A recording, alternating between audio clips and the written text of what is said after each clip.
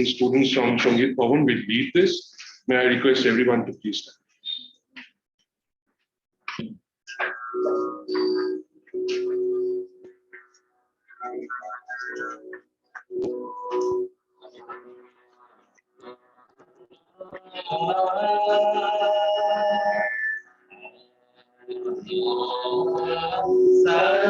Sangachakam Sambadam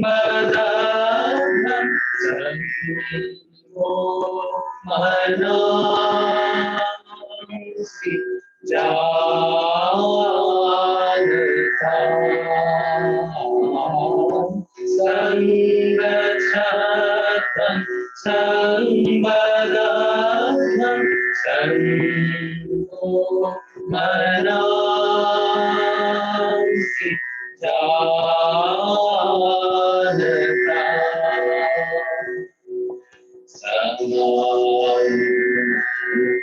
Samanta Saviti Samadhi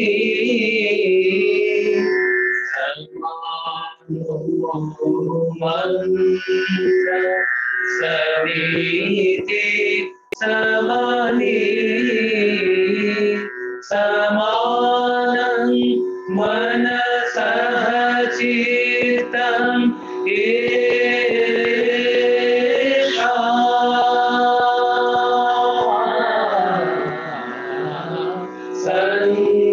Sangacharvam Sangbadam Sango Manasi Janata Sangacharvam Sangbadam Sango Manasi Janata Samaniva Akuti Samana Hridayaniva Samaniva Akuti Samana Hridayaniva Samana Vastu Mano Yathava Susahasati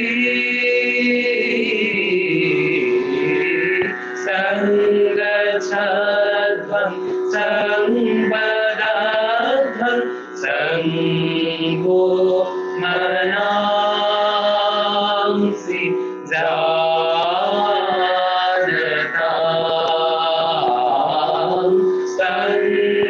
Sangacharvam Sangbadadham Sango Manamsi Janata.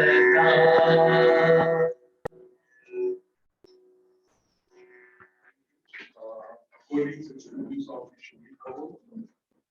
maybe now request Honorable Vice Chancellor and first and Professor Vipasha Raha, our mentor, as our speaker, Dr. Nilanjana Bhattacharya, the traditional borrowed by students of our university and faculty of our university.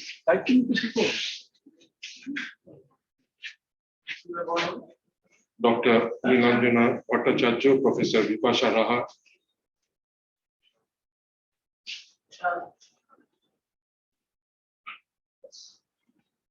Honorable Vice Chancellor, Professor Bisnu Chakraborty, Professor Vipasha Raha, our mentor, Odhoko, the traditional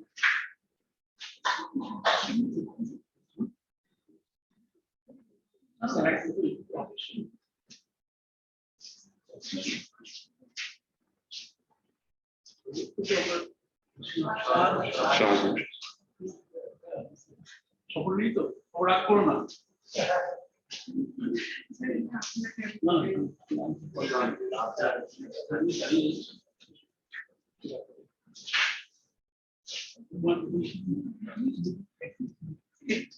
স্বপ্ন দেখলে সামনে করলাম। Thank you. May we now invite our Honorable Vice Chancellor to say a few words, because this is the first time we are all here physically. He has been there behind us, guiding us throughout. So please. If I knew that I had to speak today, I wouldn't have come. Very frank with you. Sudeb তো ইংরেজি ভাষায় অনেক কিছু বলে গেল, আমার কিন্তু ইংরেজিটা অত শক্ত মানে শক্তপোক্ত নয়। তা বাংলা ভাষায় বললে আমি একটু আনন্দ পাই, খুশি হই। তো বাংলায় বলতে কোনো আপত্তি নেই তো?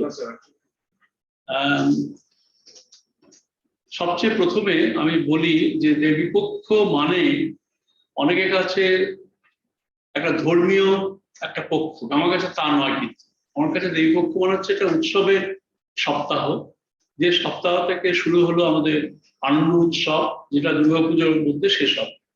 এবং আমি খুব আনন্দিত যে বিপাশা, অনারেবল প্রফেসর বিপাশা রাহা, আমাকে বারবার অনারেবল বলছো কিন্তু অন্য মাস্টার অনারেবল বলছে না, আমি অনারেবল প্রফেসর বিপাশা রাহা উদ্যোগে যে এই ইয়াং স্কলার সিরিজটা শুরু করেছিল আমরা, সেটার সূত্রপাত হয়েছে খুব ইন্টারেস্টিং ওয়েতে। আমার মনে পড়ে, আমি জানি বিপাশার মনে আছে কিনা, আমার অফিসে আলোচনা হচ্ছিল যে আমাদের যারা ইয়াং কলিগ আছেন তারা কাজকর্ম যেগুলো করেন সেগুলো উপস্থাপনা করার সুযোগ পান যতক্ষণ পর্যন্ত সেগুলো পাবলিকেশন না হচ্ছে। এখন পাবলিকেশনটা একটা দূরস্থ ব্যাপার। সেই সময় আমি বলেছিলাম বিপাশাকে যে একটা এরকম একটা সিরিজ করা হোক না কেন। ইউনিভার্সিটি লেকচার সিরিজটা আমরা কনসিস্টেন্টলি করে যাচ্ছি 2019 সাল থেকে। 55 নম্বর লেকচারটা আমাদের হয়ে গেছে লাস্ট 1-2 সপ্তাহ আগে, অমরবাবু যেটা বললেন। এরপরে নভেম্বর মাসে আমরা যে খুব বিখ্যাত স্পিকার কাজ, এখন নাম বলবো না, এবং সেদিকে খুব ভিড়ও হবে, তার কতগুলো বিশেষ কারণ আছে। তো আমি ওটা চালিয়ে যাচ্ছি, এবং আমি আমার সঙ্গে আমার সহকর্মীরা সবাই সাহায্য করছে। কিন্তু এই যে কোনো কারণেই এই সিরিজটাতে আমার কিন্তু কোনো ভূমিকা নেই। মানে এখানে আমার মনে পড়ে যে জাহাজ যখন জলে দেয়, জাহাজ শুরু করে যাত্রাপথ, সবাই দেখবেন প্রধানমন্ত্রী বা জাহাজ মন্ত্রী এসে একটা নারকেল ফাটাচ্ছে, অ্যাজ ইফ এটা তারই ক্রেডিট। তা তো নয়, ক্রেডিট কিন্তু যে লোকগুলো জাহাজ বানিয়েছে তাদের ক্রেডিট, মাসান্তরের পরিশ্রম। ঠিক এখানেও তাই। আজকে আমাকে যখন বলছে যে আপনি বলুন, আমার মনে হয় আমার কোনো নৈতিক অধিকার নেই বলার। তার কারণ এর পিছনে আমার কিন্তু এতটুকু ভূমিকা ছিল, এটাও বলছে ফোর্স বিহাইন্ড এভরিথিং। এটা কিন্তু একদম মানে একটু সামনে তৈলবর্ধন হয়ে গেল। তো জানি না, সুদেব আমার বন্ধুর স্থানীয়, স্থানীয়, সেই জন্য এই ধরনের কথা বলতে সাহস পেলাম। কারণ আমি মনে করি যত ইনফর্মাল থাকা যায়, বিশ্বভারতী একটা পরিবার, সেই পরিবারে যতটা ইনফর্মাল থাকা যায় তাতে কিন্তু সবচেয়ে বেশি সম্পর্ক দৃঢ় হয়। আমি এটা বিশ্বাস করি মনে প্রাণে। তার জন্য আমি অনেক সময় অনেক কথা বলি যেগুলো হয়তো বা ফর্মাল সিচুয়েশনে বলা যায় না, কিন্তু আমি ফর্মাল ইনফর্মাল ডিস্টিংশনটা ঠিক বুঝতে পারি না, সেই জন্য অনেক সময় ইনফর্মাল কথা বলে ফেলি। তার জন্য আমাকে খেসারত দিতে হয়েছে অনেক সময়। তবে এই ক্ষেত্রে আমি সুদেবকে বললাম, আমার মনে হয় সুদেব নিশ্চয়ই এটা অন্যভাবে নেয়নি। কারণ সত্যি কথা বলতে কি, এই পুরো সিরিজটার পিছনে যদি ভূমিকা থেকে থাকে বিপাশা, অফকোর্স বিপাশার সাথে যারা আছে, তার মধ্যে সুদেব আছে এবং আরো অনেকেই আছেন আমি জানি, তাদের প্রত্যেককে আমার অন্তর থেকে আমি ধন্যবাদ জানাচ্ছি এবং কৃতজ্ঞতা জানাচ্ছি। তার কারণ একসঙ্গে দুটো সিরিজ চালানো এটা কিন্তু খুব সহজ ব্যাপার নয়। এবং বিশেষত করোনা পিরিয়ডে তখন কিন্তু আমরা চালিয়েছি অনলাইন, আর এই প্রথম আমরা নিমাই বলে ব্লেন্ডেড মোডে, আরো বললো হাইব্রিড মোড। আমি জানি না কোনটা মোড অ্যাপ্রোপ্রিয়েট, ইংরেজি সাহিত্যের লোক বলবে, আমার কাছে দুটোই বোধহয় সমার্থক, হাইব্রিড এবং ব্লেন্ডিং মোড। নিমাইয়ের প্রেফারেন্স ব্লেন্ডিং কথাটা। তো যাই হোক না কেন, আমরা ব্লেন্ডিং মোড বলছি, এটা অনলাইনেও করা হচ্ছে। অনলাইন করার পক্ষে আমার একটা আপত্তি ছিল, তার কারণ আমি দেখেছি অনলাইন করলে আমাদের অনেক অনেক ছাত্রছাত্রী এবং শিক্ষক তারা আসতে চান। তারা অনলাইনে কি করেন, অনলাইনে লগ ইন করে ঘুমোতে চলে যায়, এটা ঘটনা। সেই জন্য আমি অনলাইনের বিপক্ষে ছিলাম। কিন্তু নিমাই ওই সবাই মিলে, আমি যেহেতু গণতন্ত্রে বিশ্বাস করি, তখন দেখলাম সবাই চাইছে, ঠিক আছে সবাই চাইছে মানুষ মাস্টারমশাই একটু ঘুমো, কারণ আমাদের একজন বন্ধু আছে, তাকে 3টে থেকে 5টা মুহূর্ত ফোন করা যায়, কাজের সময় ডাকি আমরা, কিন্তু তাকে আমরা জানি সে দুপুরের সময় না ঘুমোলে তার নাকি সারাদিনটাই খারাপ চলে। তো ব্লেন্ডেড মোডে করাটা ভালো, তার একটা ভালো দিক নিশ্চয়ই আছে, আমরা অনেকের কাছে পৌঁছতে পারবো। কিন্তু বিশ্বভারতীতে আপনারা সবাই জানেন আমরা কি করে ফাঁকি মারা যায় তার চেষ্টা করি সবচেয়ে আগে। সেই জন্য ব্লেন্ডেড মোডের ব্যাপারে আমার এই রিজার্ভেশনটা আছে। তবে আপনারা যে সবাই চান আমার কোনো আপত্তি নেই। আর আজকে কিন্তু আমার ভূমিকা একদমই হচ্ছে শ্রোতা, যেটা আমাকে জোর করে আমাকে এখানে দাঁড় করালো সুদেব এবং বিপাশা। আমি জানি না শোকজ করতে পারবো কিনা ওর জন্য, তবে আমি কিন্তু আজকে এসেছি শোনার জন্য। আমি সেটা বিপাশাকে আগে বলেছিলাম, বিপাশা আমি কিন্তু যাবো একদম শুনতে। তো আমার ভূমিকা শেষ। আপনারা ভালো থাকুন, সুস্থ থাকুন, পুজো আনন্দ করুন, আর বিশ্বভারতীর প্রতি একটু নজর দিন, এটা খুব দরকার। বিশ্বভারতীর প্রতি নজর দিন, সেই অঙ্গীকার নিয়ে এবং আমি আপনাদের কাছে সেই অনুরোধ জানিয়ে আমার বক্তব্য শেষ করছি। এবং আমি কিন্তু আজকে শ্রোতা হিসেবে ওইখানেই বসবো।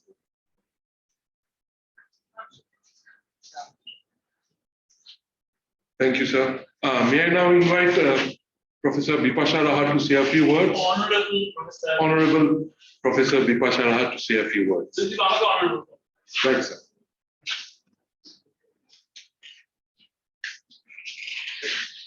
Well, this is an honor for me. I won't say honorable, but it's an honor for me to be able to stand here and address you all. This is the first time that Dialogic has gone offline. This is the first time that we are meeting here, and it is always very nice to meet everybody, physically rather than on the online mode. I would just like to say one or two words. This is a platform which has been thought about, and একবার sir আপনার কথা mention করছি that it was gave us this idea which we developed, and I was able to do this with the help of all my committee members who put in a lot of effort, right from arranging, then thinking about it, they thought it out. This is thinking about it. Then I would like to, I won't take all the committee members by name, but I would just like to mention our Orkun, who has been working behind the scenes, and the beautiful flyers that he has been preparing for each and every lecture. They are all very individualized. Each and every lecture has been thought out, and he has conceived those ideas, put them to the pen to paper. And with the help of all my committee members, I've been able to organize this. We have been able to organize this. I'm very happy to see you all. I won't waste much time over here. I'll hand over the mic to Shudev to carry on. Thank you. Thank you, Bipasha ji. May I now invite Dr. Kaushik Ghosh, Assistant Librarian of the Central Library Visva-Bharati, to introduce this afternoon's speaker. Dr. Ghosh. Thank you, Sudhirda. It's my great privilege and honor to introduce today's speaker. She is none other than Dr. Nilanjana Bhattacharya. So I am furnishing few information regarding her credential on her research arena and few publication credential, etc. Nilanjana Bhattacharya joined Visva-Bharati in 2009 as Assistant Professor of Comparative Literature. She received her doctoral degree from Jadavpur University under the supervision of Professor Kovita Punjabi, Department of Comparative Literature, Jadavpur University, entitled her PhD thesis, Fiction as Feminist Historiography, Mystifying Patriarchies in Selected Works of Isabel Elena, Maheshweta Devi, and Toni Morrison, during the year 2010. She completed her master's degree of arts in comparative literature from Jadavpur University during the year 2003. A former SEFI scholar during the year 2007-8 at El Colegio de Mexico and Charles Wallace Translation Fellow during the year 2012 at British Center for Literary Translation. Her research interest includes translation studies, reception studies, feminist literacy, criticism, and narratology.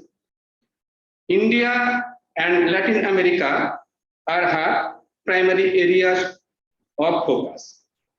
There are so many credentials in publication arena. Her significant publication include an annotated English translation of Tagore in Las Barranco de San Isidro from Cambridge Scholar Publishing during the year 2021, and Prachin Sahitya, an annotated English translation and critical essays from Visva-Bharati during the year 2017. In spite of his mentioned credential, I am furnishing few another publication credential in international and national level. She has more than 9 international publication credential, more than 12 national publication credential, more than 7 translation credential, more than 3 newspaper articles and book reviews credential. She had participated more than 9 international and 12 national workshop, seminar, symposium, and many more. She has proficiency in different languages like Bengali, English, Spanish, Sanskrit, and classical Greek too. So may I request Sudheta for the next floor to announce. Welcome, ma'am. Thank you, Kaushik. So Nilanjana, where would you like to speak from? Would you like to come down? Yeah. No, you have PPT, so it will be easy for you to do it. So you can come. Yeah. So ladies and gentlemen, Dr. Nilanjana Bhattacharya. We have not yet mentioned the title of the lecture. It's The Divine Gardener, Rabindranath and Indo-Argentine Literary Transactions. Yes, The Divine Gardener, Rabindranath and Indo-Argentine Literary Transactions. Dr. Nilanjana Bhattacharya.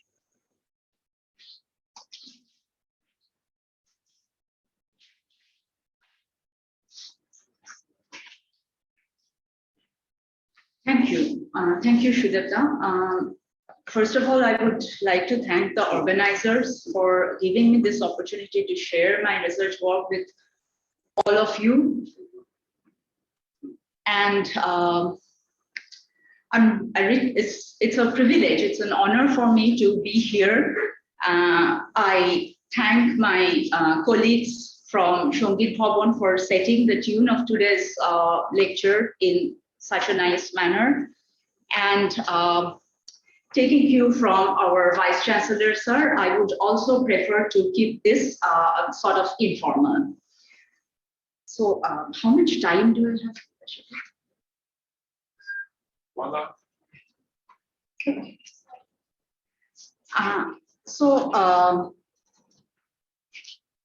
Yeah, the title is there. This is basically part of a very ambitious, larger project about Rabindranath's reception in Latin America. I started it in that way, but soon I realized that that's an almost impossible work, which I'll probably never be able to complete. So then I started narrowing down my focus, and today's discussion will be exclusively on Argentina, Indo-Argentine literary transactions.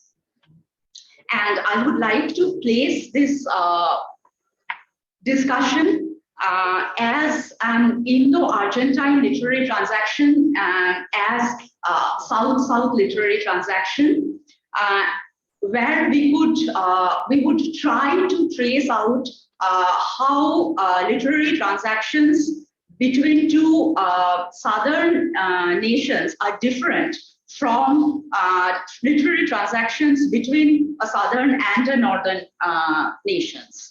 So the larger context would be the Global South studies, within which we are going to specifically look at Indo-Argentine literary transactions and Rabindranath's contribution to that field. I will try to, yes. I'll try to divide this in these three halves. I'm centering this whole discussion on 1924, which all of you know is the year when Rabindranath went to Argentina. He spent some 3 months from November 1924 to a few days of January 1925. So like 2 months or a little more than 2 months in Buenos Aires.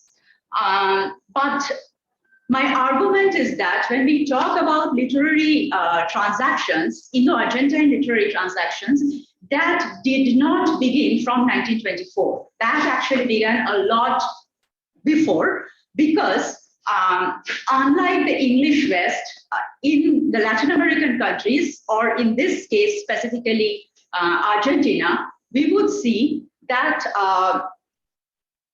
Rabindranath did not, Argentina did not find Rabindranath in an abrupt, isolated manner. They had a long tradition, a long history of literary interactions with India, to be precise, and in a more larger way, a very, very, very difficult and very vague word. We will come to this, the Orient, the quote unquote Orient. So, now, given the different languages of these countries, these exchanges, all these literary exchanges that we are talking about, they took place primarily through translation. While the scope of this essay would not allow a detailed discussion on each and every translation of Rabindranath's books published in Argentina, it is important to underscore here the critical role translation played in forging this South-South connection. So far, I have not come across any Argentine, or for that matter, Castilian, that is the language which is ordinarily known as Spanish. There are basically two types of Spanish, Castilian and Catalan. So we are talking here about Castilian. So any Castilian translation of Rabindranath's books done directly from Bengali. There are a few stray examples which have been done much later by scholars like Professor S.P. Ganguly, Nilanjana Bhattacharya, and very few people, but those are stray texts. I have not found so far any complete book translated directly from Bangla into Castilian. Rabindranath's books arrived in Latin America primarily in two ways: in the form of English renderings. Some of these English renderings were by the poet himself, some by other people, or through Spanish, French, or Italian, or any translation from some of the European languages. Due to a very long and complex chain of transmission, sometimes it is not possible to identify a source text. So in such circumstances, instead of talking about translation, perhaps the idea of literary transduction would be even more useful for us. Here I'm referring to Giri Levy's idea of literary transduction. The concept of literary transduction is based on the idea that any speech or written act is a response to a received message, and is intended to be received by others who would again respond to it, thus generating a potentially never-ending chain. Unlike translation that presupposes the existence of a specific source text, literary transduction acknowledges the plurality of the received messages, which may or may not be in the form of one single text. Now, this is one way why the mediation of Europe is very important in this Indo-Argentine literary transaction, that most of these were literary transactions were made from European languages. The second reason is the technological progress of the First World, the so-called First World, contributed to better print technology and navigation, making both printed text and maritime travel more accessible to many. The role of Europe in this South-South connection, therefore, cannot be ignored. Zenobia Comprobi's translations of Rabindranath's works were quite popular in Latin America, And since the 1940s, Argentine editions of many of these texts were published by Editorial Losada from Buenos Aires. While discussing his readings of Rabindranath, one of Rabindranath's translators, Joaquin de González, referred to a former Italian Prime Minister, Luigi Luzzatti's reading. Victoria Ocampo, however, categorically mentioned in her memoirs that she read André Gide's French translation of Gitanjali. In 1945, Anatole Niñas Suderman translated Rabindranath's Gora in Castilian from German. Nevertheless, the reception of Rabindranath's works in Latin America is very different from that of Europe, and this is where the question of a South-South connection and a similar colonial history becomes crucial. Now, during the mid-19th century, Argentina, recently freed from the control of the Spanish crown, was trying to build their nation, which prompted their search for a national identity.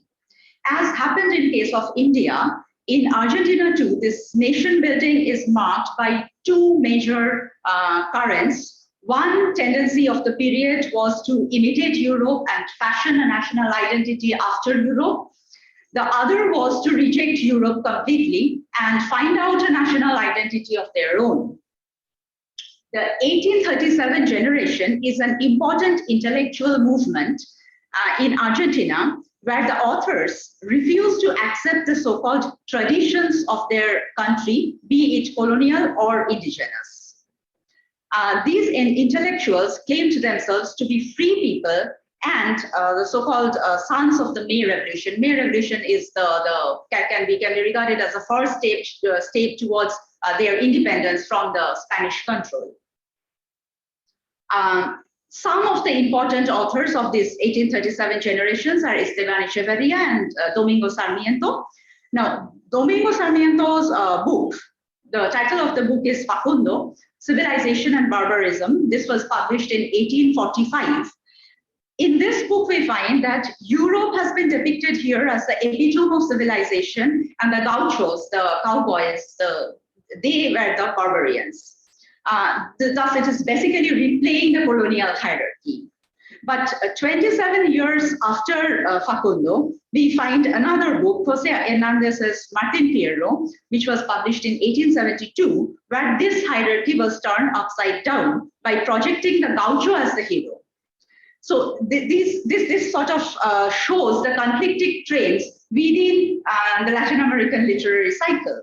Now, amidst these conflicting trends, Argentina sought a new literary form and diction which would enable them to express their new identity. Now, this in Latin America began a literary movement called Modernismo, which sounds very much like English modernism, but in spirit, which is totally different from English modernism. So if I want to refer to Modernismo, I'll be using the word Modernismo. During this crucial juncture of searching for their own identity, Argentina, like many other Latin American countries, looked towards the East, which was manifested in their history of literary translations, the kind of texts which were being translated during this period, and also very interestingly, their history of travel. And these two are linked to each other. This was, as you all know, the time when Europe was also looking towards the East and attempting to translate Eastern texts from India and other places. The famous European philosophers like Schopenhauer, Schlegel, Hume, Schelling, and many others were trying to decipher the so-called mystic Orient. Now, in our country, there were scholars like Tejaswini Nilanjana, Uma Chakravarti, who have shown that these translations, which Europe was producing at that point of time, they're fraught with colonial politics. But it was these texts which were being retranslated into other European languages and reached various Latin American countries. And this is how these texts arrived in Argentina and other parts of Latin America. And that is how Axel Gasquet, a Latin American scholar, he says that the negative and monolithic image of Asia as quote unquote buried in dense darkness, that gradually began to change with the appearance of these translations. In Argentina, the Ramayana by Valmiki was translated in 1869 by Lucio Vicente Lopez. In 1896 appeared the first Argentine edition of the Bhagavad Gita, translated by Emilio H. Roque. In 1913, Carlos Museo Sáenz Peña translated Omar Khayyam's Rubaiyat. Thanks to all these translations of ancient texts, Argentina was already familiar with the major philosophic thoughts of India, including the Buddhist and Sufi philosophy. The growing interest, as I mentioned, of Argentina about India was also manifested through their travel history. So it was as early as 1850 when the first Argentine, well, so far, this is what I have found. The earliest mention is by someone called Lucio V. Mancia. He later became a famous journalist and governor of a province. He came to India in 1850. And he also came to Kolkata and nearby areas. And he has a diary where we find all these histories. Following Mancia, in 1911, Ricardo Guiraldes, who is a very famous Argentine author, he traveled to India. Ricardo's wife, Adelina del Carril, traveled to India several times during the 20th century and also spent years here. She adopted an Indian child, Ramchandra Gowda. Both Ricardo and Adelina's writings revealed that they were drawn primarily to the spiritual and yogic practices of India. In 1930, the year when Rabindranath won the Nobel Prize, Ernesto Quesada included India in his world tour. His highly spiritual encounter with India can be found in Una Vuelta al Mundo, a journey around the world, and it was certainly not a coincidence that this piece appeared in the same periodical, which also published first translations of Rabindranath's poems in Argentina. So even before Argentina's direct contact with Rabindranath, Argentina was already familiar with the so-called spiritual and mystic Orient. Therefore, it is not surprising that within days of announcement of the Nobel Prize in November 1913, this Argentine periodical, Nosotros, they published 12 poems of Rabindranath in Castellano. These were poem number 1 to 6, 15 to 18, and 102 and 103 from Gitanjali Song Offerings. These were the first translations of Rabindranath published in Argentina and probably in the entire Latin America. I'm using the word probably a lot because, as I said, this is still a work in progress. This is what I have found so far. It is interesting that the first Castilian translations of Rabindranath's poems actually appeared in Spain before Rabindranath won the Nobel Prize. The Nobel Prize announcement was around November 1913. These first translations appeared in August 1913. That was, those translations were by someone called Pérez de Ayala, who is originally a Spaniard, but Pérez de Ayala was a regular contributor in one of the Argentine dailies. So it is possible that even before Rabindranath won Nobel Prize, his poems actually arrived in Argentina, because it is a rather somewhat difficult. You know, somebody won Nobel Prize today, and within 3-4 days you publish translations of his poem. That seems a bit unlikely. So it is possible that the poems were already there in circulation. The translations were published as soon as the Nobel Prize announcement happened. This first translation was followed by several translations. I mean, these translations started appearing one after another, almost like bestsellers. Poemas is by Carlos Museo Sáenz Peña. This appeared in 1915. This is translation of some poems from The Gardener. Then we have Poemas de Kabir, and then we have translations of La Cosecha de la Fruta, that is translation of the Fruit Galleries in 1917. All these three translations are by Carlos Mucio Sáenz Peña, who is one of the most important translators of Rabindranath in Argentina.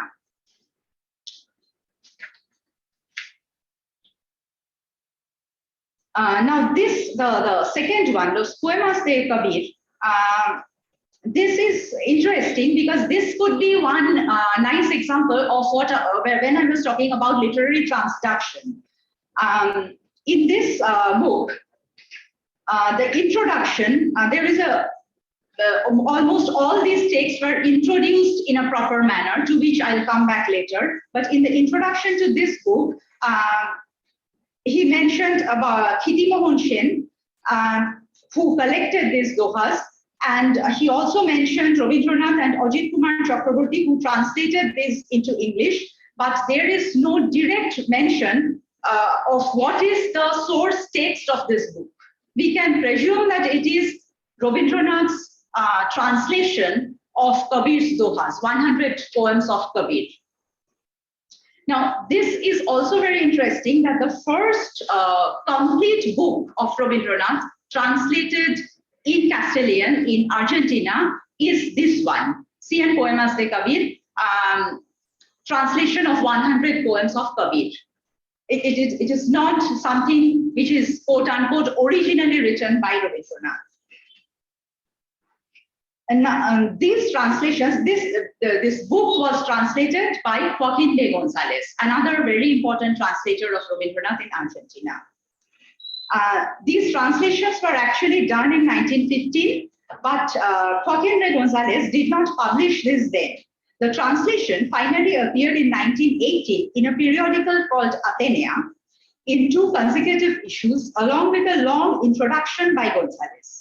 It is remarkable that as early as in 1980, when in the English West, translation was still not taken seriously, González thought of introducing this text for his target readers. This introduction revealed that González had probably read all the books of Rabindranath published in English by that time. He knew about the poet school in Shantiniketan. He mentioned about Bengali language, songs composed by Rabindranath, and many such details, from which it became clear that he had a thorough idea about the backdrop of the poems he translated. Significantly, he also stated clearly that he had no knowledge of Bengali, Sanskrit, or any other Indian language.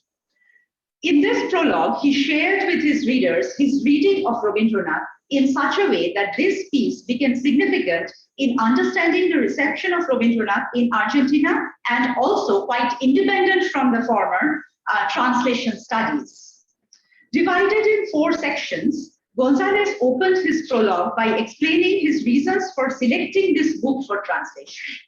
He explained how translated texts have always played a major role in inspiring foreign authors. He also referred to the ancient Indian texts like the Mahabharata, the Ramayana, Bhagavad Gita, the Upanishads, and the Puranas, in that order incidentally, and the multiple foreign invasions in India, which resulted into polyphonic philosophies. In Kabir's poems, González correctly detected Islamic and Sufi impact. He was moved by Kabir and Rabindranath's quest for the divine truth, and finally stated, here I quote from González in my translation, "Ever since I had started studying and thinking about the inherent problems of our nationality, taking them out from the heart of the history, I have acquired the conviction that there is a hatred that reveals itself with all the characteristics of a historical rule. When I could read Tagore, my rejoice knew no bound on being able to strengthen my poor voice with that enlightened musical instrument of love," unquote. This proved that Argentina did not discover Rabindranath abruptly. At least for a section of Rabindranath's Argentine readers, his works were part of a tradition which might not have been very well defined under the overpowering image of the mystic Orient. Nevertheless, Rabindranath was not an isolated poet either. Therefore, unlike Luzzati, Gonzalez did not try to fit the poet within a monolithic religious idea. These introductions bear testimony to Argentina's attempts of understanding India. Yeats's introduction to Gitanjali song offerings read the text as an isolated example, which appeared to Yeats, I quote from the introduction, immeasurably strange, unquote, yet he was moved because therein, I quote again, we have met our own image, unquote. Gide clearly stated in his introduction to the French translation of Gitanjali, which again I quote in English translation, although it would probably be philosophies beginning with the Rig Veda and then through Manu Samhita, Buddhist and Sufi philosophies, locating Kabir within that trajectory. I'm sorry.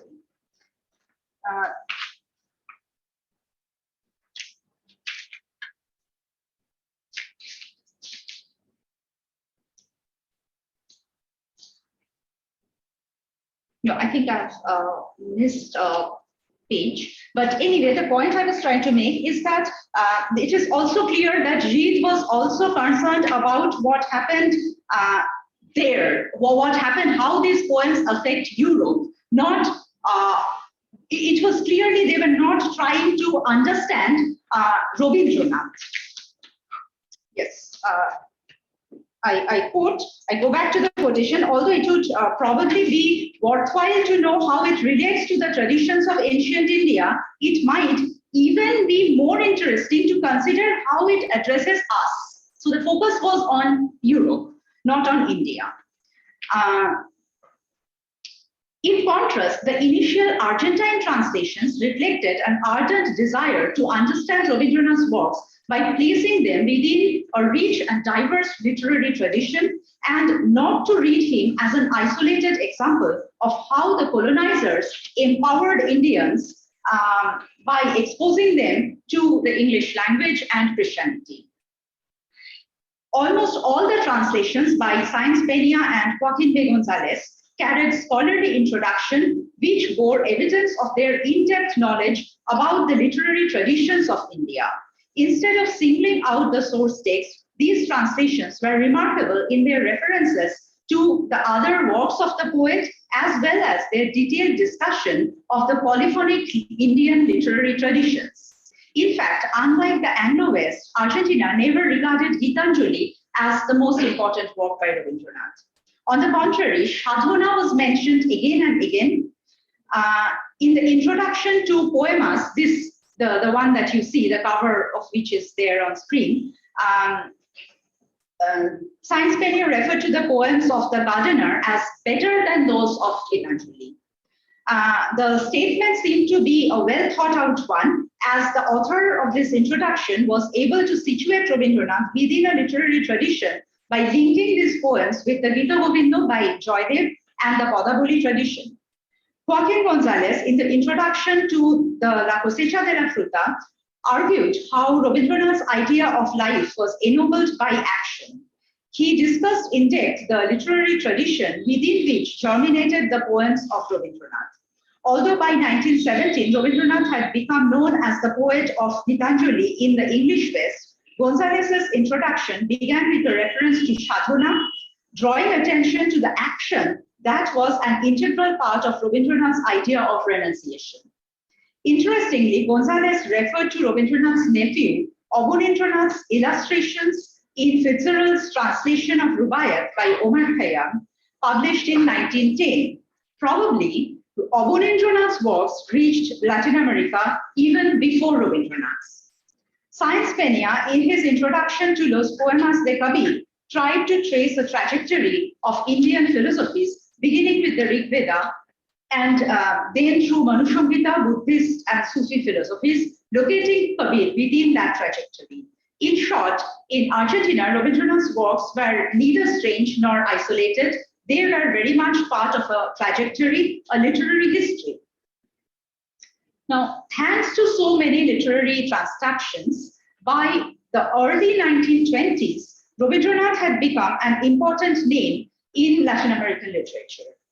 During 1922-23, Colegio Nacional Mercedes published an anthology of poetry, El Manantial, where along with poets like Rubén Darío, Amado Nervo, who were all extremely famous Argentine poets, there were also 2 poems by Rabindranath. In fact, the title of this book, El Manantial, is taken from a poem of Rabindranath, from The Gardener.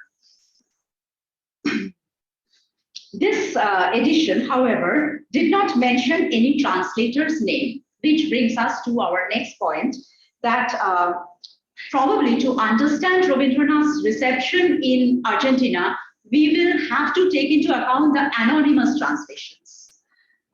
There are a lot of translations. The first poems, the first translations which appeared in the Nosotros, there was no name of translator there. In many of her writings, Victoria Ocampo quoted Rabindranath in Spanish without mentioning the name of any translator.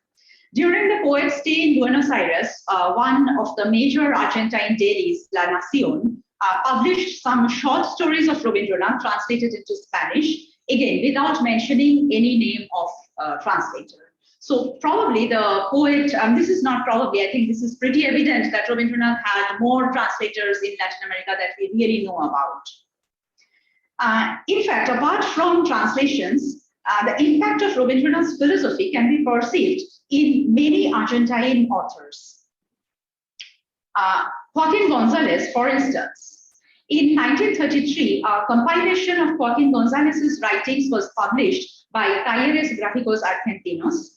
In the introduction to this volume, Arturo Marazo explained that Gonzalez's writings took a different turn around 1914. 1914 is the time when Gonzalez was translating Rabindranath. In fact, the place where Gonzalez translated the poems of 100 Poemas de Kabir, the 100 poems of Kabir, the name of the place in the language of the Incas is Samayawasi, which if we translate into English would be something like a abode of rest, which is very similar to Shantiniketan. Ricardo Guiraldes's ideas of beauty, divinity, etc., especially the way he equated the idea of God with beauty and truth in one of his books called Sendero, was very similar to Rabindranath's, although there were no direct references to Rabindranath. Ocampo was particularly moved by the god of Tagore, who was more like a friend than a superior. So Rabindranath's reception in Latin America cannot be read in isolation from the overall literary trend in Latin America and Europe, which was largely based on the apparent binary between the Orient and the Occident. This is something I mentioned at the beginning, that we will have to come back to this point. A few months before Rabindranath's arrival in Buenos Aires, Victoria Ocampo published an article on Rabindranath in La Nación, this news daily. The title of this article is The Joy of Reading Tagore. Here, Ocampo contrasted Rabindranath's writings with those of Proust. And Proust, for Ocampo, is the embodiment of the restless Occident. I quote Ocampo here. And as opposed to that, she called Rabindranath, again I quote her, a bridge in the making between the Orient and the Occident. For Ocampo, reading Rabindranath was, I quote Ocampo in my translation, a refreshing shower for a traveler, tired and dreamy, who has traversed the Occidental desert, unquote.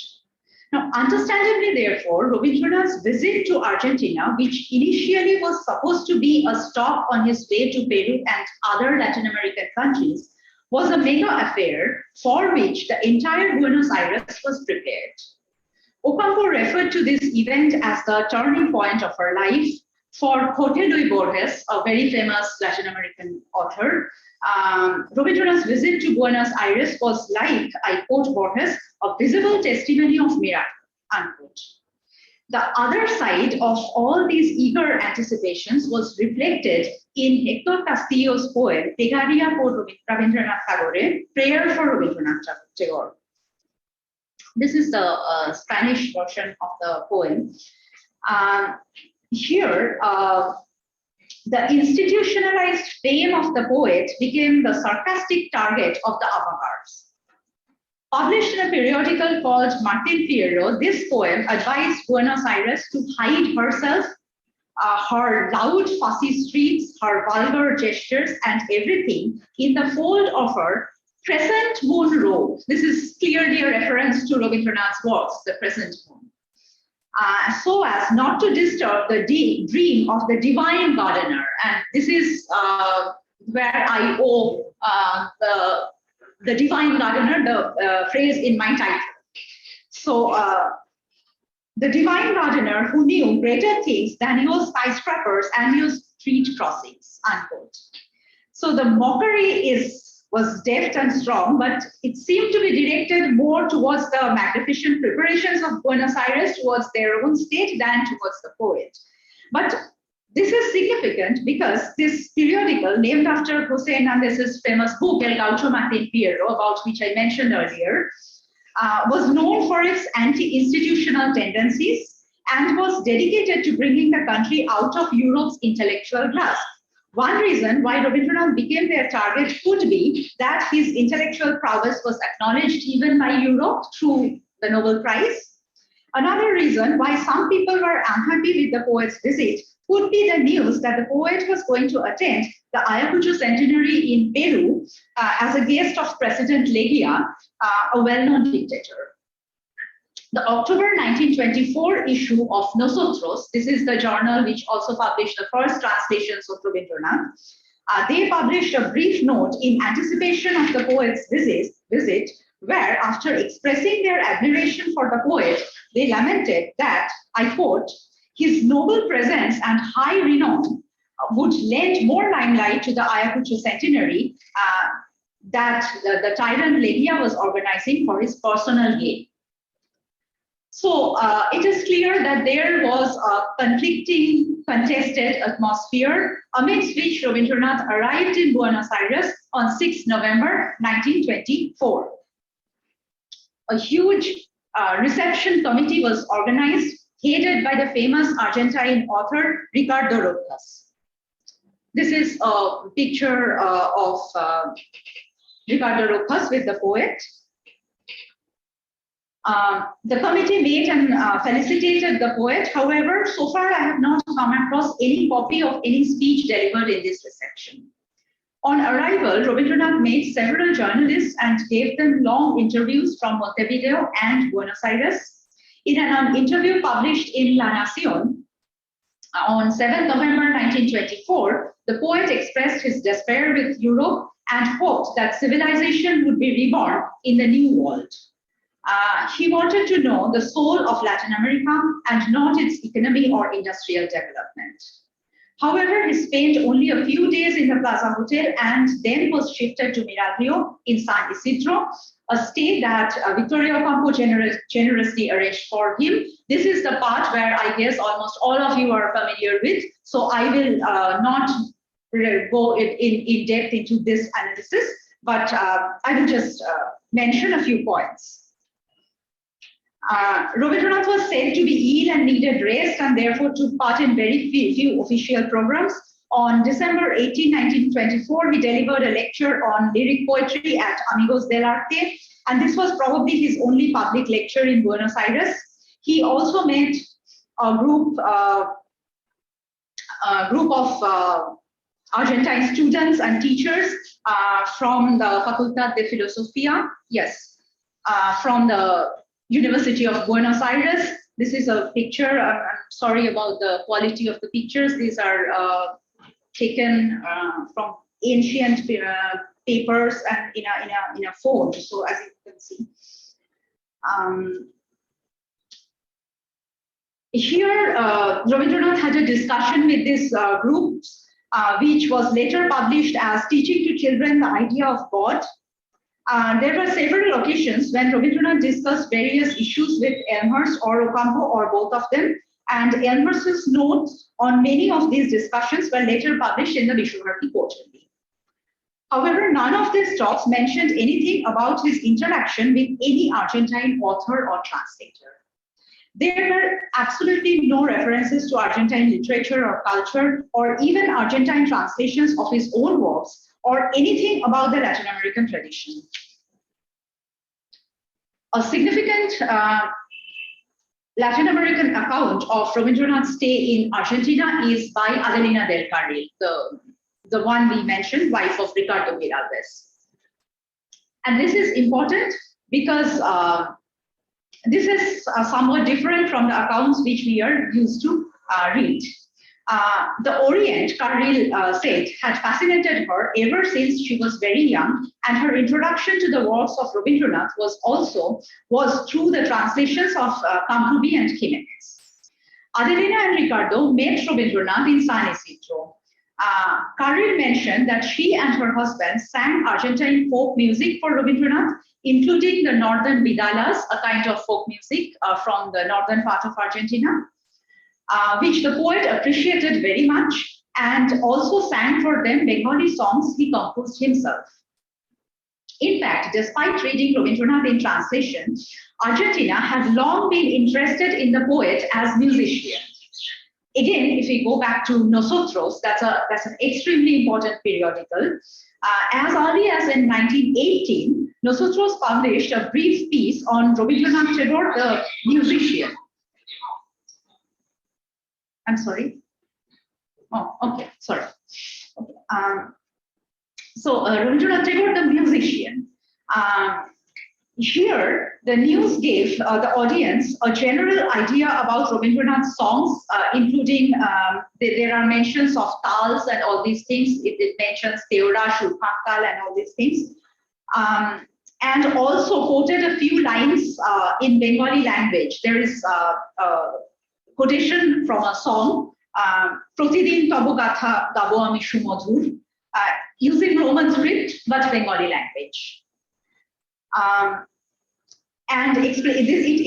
The article explains how Rabindranath's tunes carried across cosmic emotions.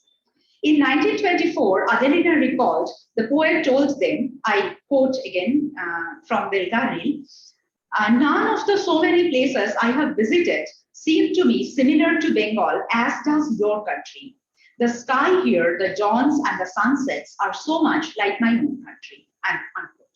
In this article, Carril also mentioned about visiting the ancestral home of Rabindranath in Jorashako during her trip to India in the 1930s, when she met the poet and his nephews Abanindranath and Pavanendranath. It would be impossible to gauge the ripples of Rabindranath's visit created in Argentina in excluding the popular press.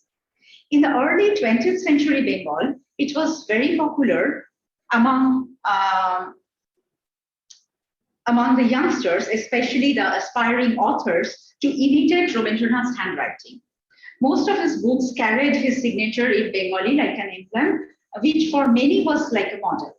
Some of this frenzy must have reached Buenos Aires, as right after his arrival there, La Razón published a big news about this grand arrival, along with a photograph of his signature in Bengali. And which this is something we find in many other newspapers. They had this news and they had a print of Rabindranath's signature in Bengali. A photograph of his Bengali and English signature was also published in a periodical Karasi Karetas. Another news daily, Kritika, published a caricature of the poet captioned as the man of the day, also accompanied by his signature, but this is another picture of Rabindranath in an art exhibition with Ocampo. This is the interesting thing where you see the caricature of Rabindranath. The signature is also there, which unfortunately has turned upside down. There was probably no one to realize that this is upside down. Okay. So a cartoon of the poet was also published in a periodical Karasi Karetas. This is something, and this also gives us some idea about how about the mystic Orient, you know, where India is not really a separate, does not have any separate identity, but India rather is part of the mystic Orient, where everything becomes similar.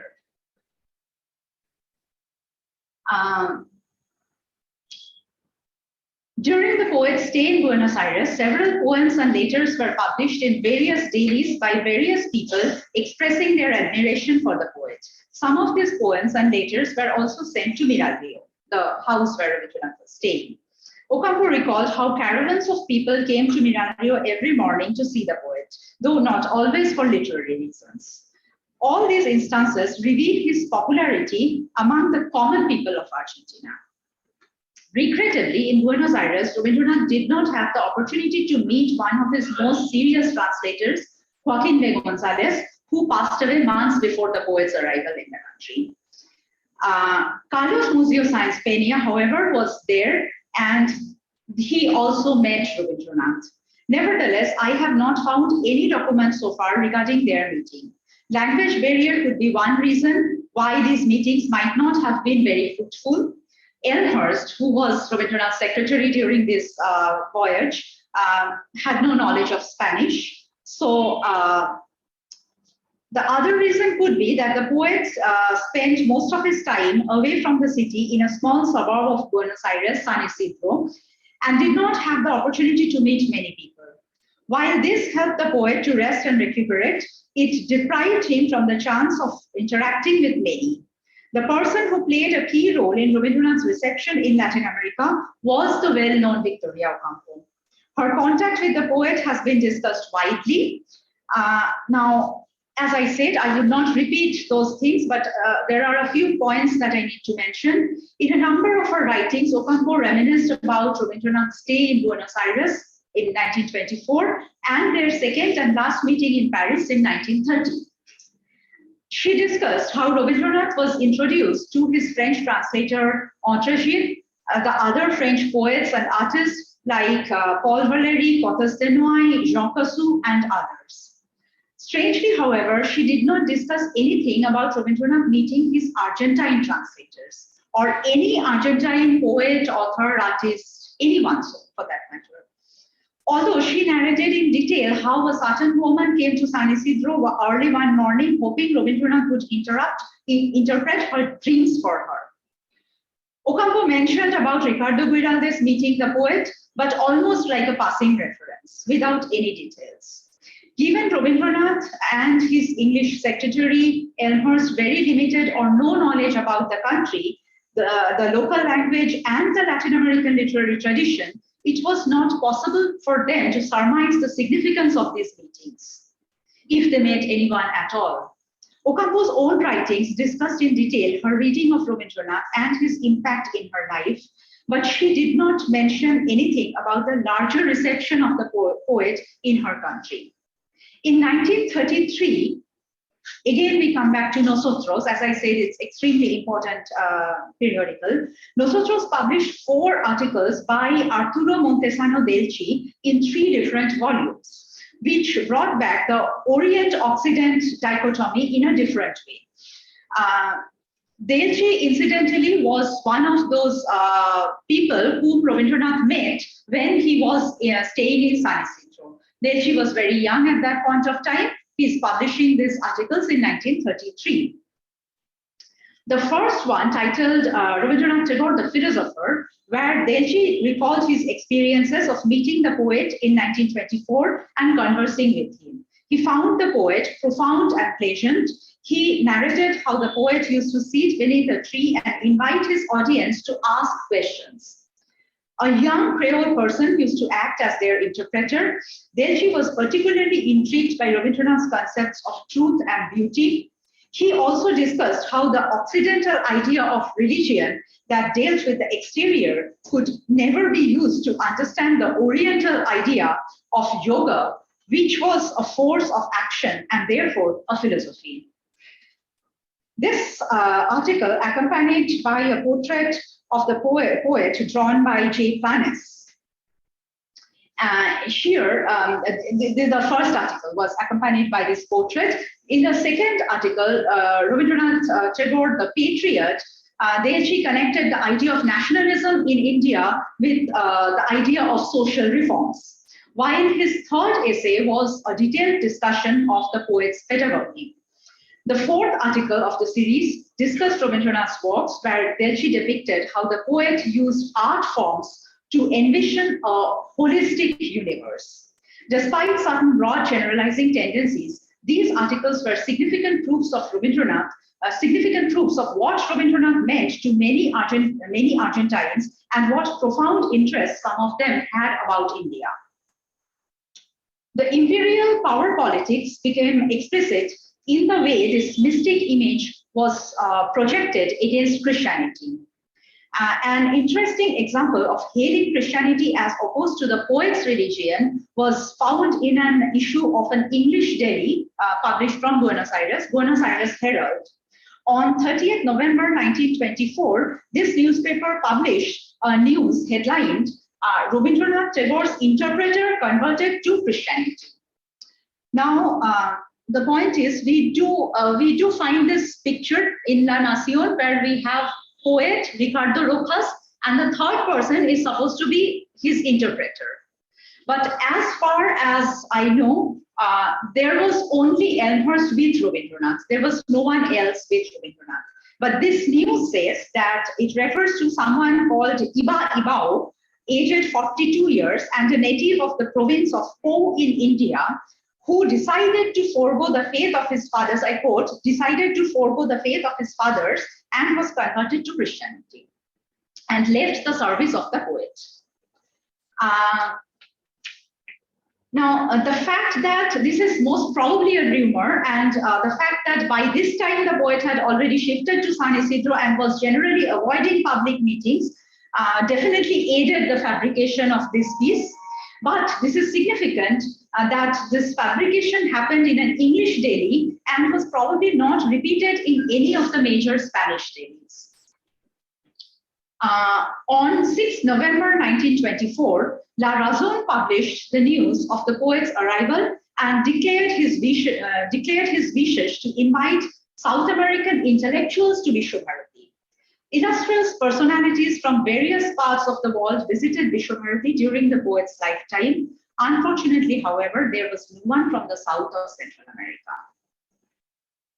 Rabindranath passed away in 1941, and till then, Victoria Ocampo seemed to be his only regular contact in Argentina.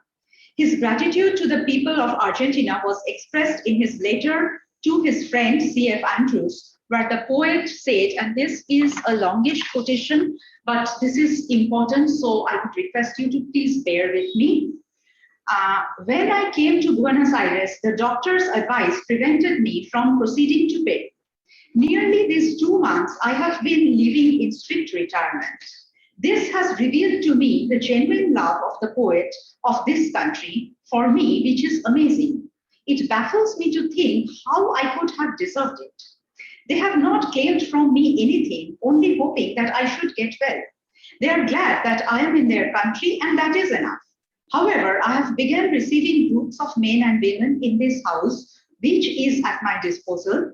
This is a more satisfactory way of coming in touch with them than from a lecturer's platform in a large and formal meeting.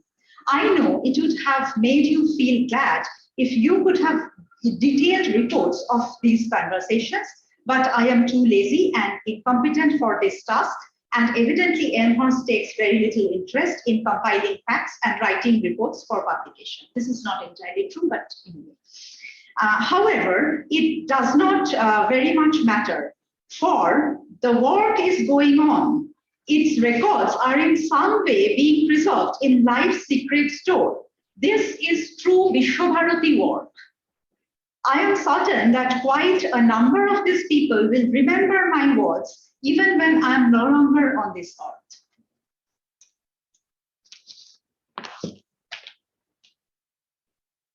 And he was right. His popularity in Argentina remains unmatched by any Indian till date. Translations of his works continued to appear after his demise, and they continue to appear these days. Among the translators were Alicia Molina Iberia, who translated The Shipwreck and My Reminiscences from French to Spanish. These are covers of some of the later editions. Ricardo Nevares published translations of several books. Texts like Shadona, 100 Poems of Kabir were also retranslated. In 1949, Jose Forcione published a book on pedagogy where a chapter was included, which included some excerpts from Rabindranath's works, showing that his pedagogy was also relevant in Argentina. In 1961, the entire world celebrated the poet's birth centenary, as did Argentina. A translation of 7 poems from Purovi was done by Alberto Ghibli from the English renderings prepared by Kiti Shrai. In the memory of the poet, Argentina published a revenue stamp, which you have already seen in the wonderfully designed poster. A street was named after the poet, and his plays were performed. On 19 July 1962, La Nación published a news about an Instituto Cultural Rabindranath Tagore being inaugurated in San Martin, which proved that even after the heavily celebrated birth centenary in 1961, the poet was still not forgotten. Translations of his works are still being published in Argentina, and new translations are being done. Although many common people now no longer understand the significance of Calle Rabindranath Tagore, that is Rabindranath Tagore Street, and Miral Rio has been demolished, Rabindranath is still relevant to at least a section of Argentine readers. So in 2006, a magazine, Todo es Historia, published a cover story on Rabindranath. In 2013, Maria Rosa Loco published a novel on Ocampo where Rabindranath was a character. It is difficult to pinpoint the reason behind the popularity of Rabindranath, the popularity that Rabindranath enjoyed not only in Argentina but in many other Latin American countries. Gonzalez, Sáenz Peña, Ocampo, Delchi, and many others were particularly intrigued by his idea of God, an attribute-less one, but who could easily take up the form of friend or confidante, one who was never judgmental. The other point was that was traced again and again by Ocampo, Eduardo González Lanuza, and many others, was the accessibility of Rabindranath's poems. The fact that reading these poems do not require any kind of preparation. And that these are probably reasons why Rabindranath was so popular. Despite all these reasons, it is evident that the larger literary and political factors acted as catalysts in this reception. Therefore, taking this reception into account could result in a better understanding of the Indian and Argentine literary history. That is all. Thank you so much.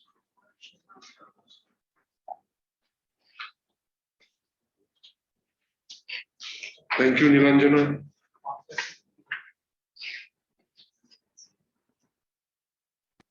Yeah, thank you, Nilanjana.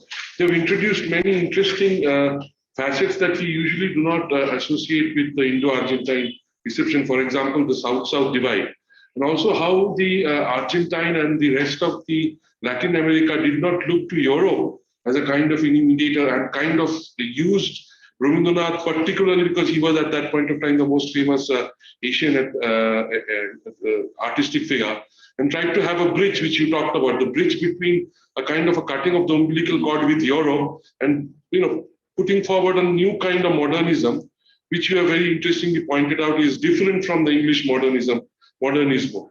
So you have also talked about the concept of the different kind of dialects, about the Castilian and the Catalan. You could have also talked a little bit about more as to how the Catalan is not really accepted in Argentina and the politics thereof. In Bengal, particularly in India, we are more interested in anything that comes in contact with Argentina. We think of Diego Maradona and football. But you have also to keep in mind that many of the posters that you showed are basically from the popular press. So in the popular imagination in Argentina and in Latin America, Rabindranath was much more accepted. One of the reasons why he is quote unquote no longer remembered, as you have put in, is because that kind of popularity and popular reception has faded over time. So this is something that needs to be looked into. Not much work is being done particularly with reference to Latin America. Incidentally, Brazil is picking up a lot on Argentina, on Rabindranath Tagore. But then again, in Brazil, they speak Portuguese, not so much the Spanish Latin America, so to speak. So that has set the tone. So we'll now take questions from the audience. We'll first take the questions from the audience who are present right now. They have to be short, and it should be connected directly to the presentation. It shall not be a thesis or a counter thesis. So I can see Orpita has raised hands, Sharon, Ishika. So if can a microphone be passed on? So will you be taking the calls from there, or would you like to come? Whatever suits you. Connect to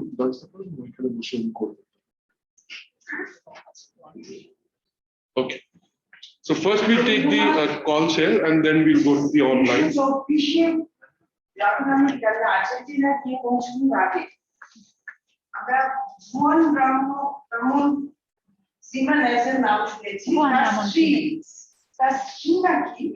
অনুবাদ করে দিয়েছিলেন, তারপরে তার ভিতরে যে কবিতাটা সেটা উনি করেছিলেন। এই স্ত্রীর অবদান অনেকেই বলেন যে অনস্বীকার্য, কিন্তু রবীন্দ্রনাথ অসাধারণ করেছিলেন। তো রবীন্দ্রনাথ প্রেমের এই যে এত ভালোবাসা রাখতেন, তারা একটা নতুন কিছু চেয়েছিল, কলোনিয়াল পৃথিবীর থেকে বেরিয়ে আসার জন্য তারা রবীন্দ্রনাথকে আঁকড়ে ধরেছিল। এই স্ত্রীর অবদান স্বীকার করা হয় না খুব একটা, মানে জিমেনেসকে বলা হয় তিনি তো করেইছেন না, 20 নলেজ উইথ আস, কিন্তু তার স্ত্রীটা কি সেই বিষয়ে কিছু জানেন? Should I answer the question? হ্যাঁ, আমি কি বাংলা বলবো না ইংলিশ? তাহলে আমি এখানে মেনশন করেছি, আই মেনশন অ্যাবাউট কাম্প্রুবি এন্ড খিমেনেজ। এটা খুব ইন্টারেস্টিং আপনি প্রশ্নটা করলেন, ধন্যবাদ। আমি অনেকগুলো এডিশন ধরে ধরে চেক করেছি, যে এডিশন গুলো ল্যাটিন আমেরিকায় বেরোচ্ছে সেখানে কিন্তু পরিষ্কার লেখা আছে যে ট্রান্সলেটেড বাই জেনোভিয়া কাম্প্রুবি, কোথাও খিমেনেজের নাম নেই। খিমেনেজ ইন্ট্রোডাকশন গুলো লিখছেন, এবং ইন্ট্রোডাকশন মানে লং প্রোজ ইন্ট্রোডাকশন নয়, ইন্ট্রোডাকশন মানে সাধারণত হবে হয়তো একটা কবিতা অধিকাংশ ক্ষেত্রেই। ফলে পরবর্তীকালে মানে এটা যারা কাজ করেছেন এই বিষয়ে তারা দেখিয়েছেন যে ট্রান্সলেশনটা হয়তো ওরা একই সঙ্গে করছেন। মানে কাম্প্রুবি প্রথমত ইংরেজি থেকে স্প্যানিশ করছেন, পরে খিমেনেজ সেগুলোকে হয়তো কিছুটা তার পরিবর্তন করছেন, কিন্তু আসলে ট্রান্সলেটর হিসেবে বইয়ে কিন্তু নাম আমরা কাম্প্রুবিরই পাচ্ছি, খিমেনেজের পাচ্ছি না।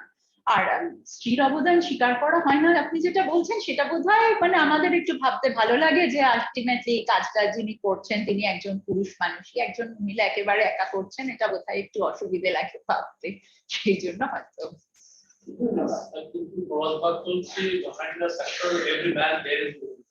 এটা উল্টে গেছে।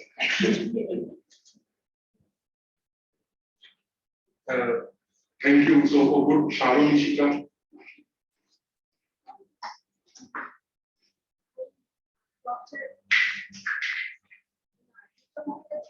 Really appreciative.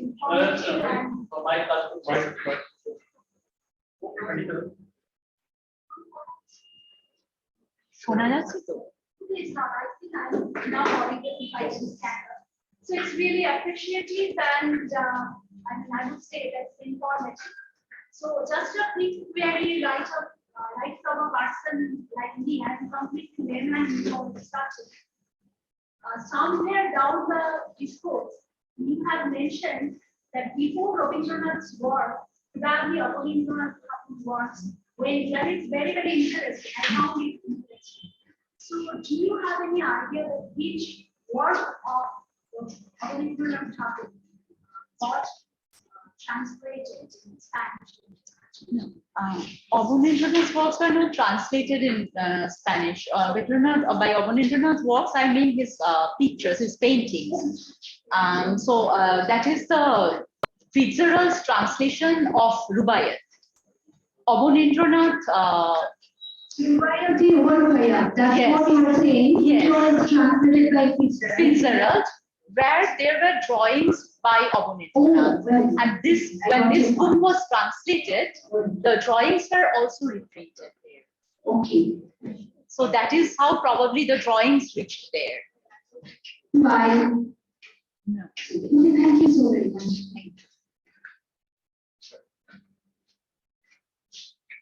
We have a question on that. Yes, so can we have a question from our students? I think I can see a few students from your department. So if they would like to respond, because she has also used the idea of reception, translation, translation, the theory of reception, theory of translation, if you would like to respond to that.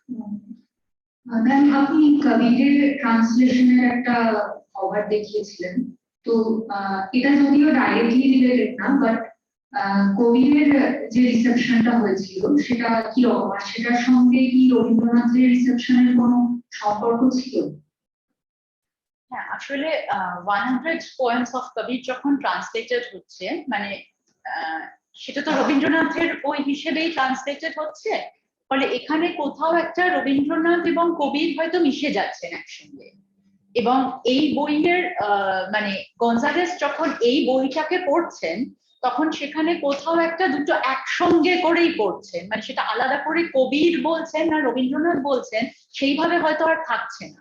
তখন সেটা মানে একদিক থেকে একদিকে সেটা হচ্ছে রবীন্দ্রনাথের বাণী, আবার একই সঙ্গে সেটা হচ্ছে কবিরেরও বাণী, এইভাবে এসে পৌঁছচ্ছে। মানে যে কোনো ট্রান্সলেটেড টেক্সটের ক্ষেত্রে অনেক সময় যেটা হয়